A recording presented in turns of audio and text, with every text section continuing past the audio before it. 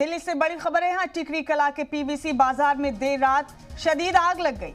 आग इतनी शदीद थी कि 40 फायर ब्रिगेड की गाड़ियां आग बुझाने के लिए जुटी हैं। गुज़िश्ता रात करीब 8:30 बजे से आग लगी हुई है। फिलहाल आग से किसी जानी नुकसान की खबर नहीं है। कुछ घंटे में आग पर काबू पा लिया जाएगा। बड़ा अपडेट इस वक्त का दिल्ली से आपको बता रहे हैं। तस्वीर आप देख सकते हैं अपने टीवी स्क्रीन पर। गुज़िश्ता रात करीब 8:30 बजे शदीद आग लग गई दिल्ली में टिकरी कला के पीवीसी बाजार में। तस्वीर देखकर आप समझ सकते हैं कि आग कितनी खौफनाक है।